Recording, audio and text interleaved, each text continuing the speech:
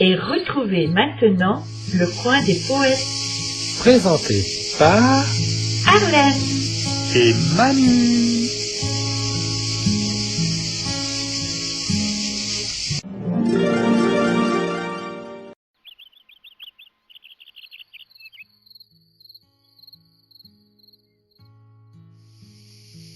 Titre.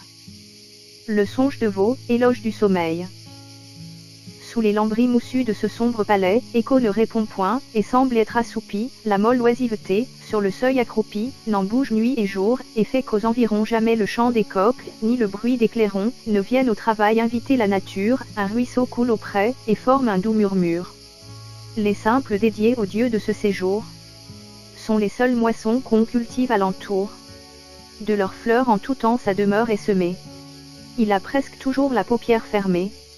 Je le trouvais dormant sur un lit de pavots, les songes l'entouraient sans troubler son repos.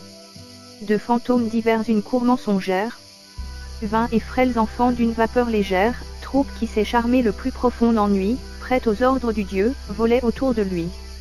Là, sans figure d'air en leur moule gardée, là, des biens et des maux les légères idées, prévenant nos destins, trompant notre désir, formaient des magasins de peine ou de plaisir.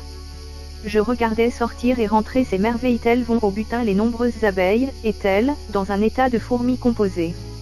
Le peuple rentre et sort en 100 parts divisées. Confus, je m'écriai, toi que chacun réclame, sommeil, je ne viens pas t'implorer dans ma flamme, conte à d'autres que moi ces mensonges charmants dont tu flattes les vœux des crédules amants, les merveilles de veau me tiendront lieu d'amainte, fait que par ces démons leur beauté me soit peinte. Tu sais que j'ai toujours honoré tes autels, je t'offre plus d'encens que pas un des mortels, doux sommeil, rends-toi donc à ma juste prière.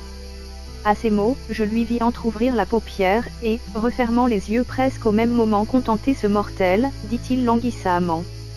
Tout ce peuple obéit sans tarder davantage des merveilles de veau, ils m'offrirent l'image, comme marbre taillé leur troupe s'entassa, en colonne aussitôt celui-ci se plaça. Celui-là chapiteau vint s'offrir à ma vue, l'un se fit piédestal, l'autre se fit statue, artisan qui peu cher, mais qui prompt et subtil, n'ont besoin pour bâtir de marbre ni d'outils, font croître en un moment des fleurs et des ombrages, et, sans l'aide du temps, composent leurs ouvrages. Auteur Jean de La Fontaine.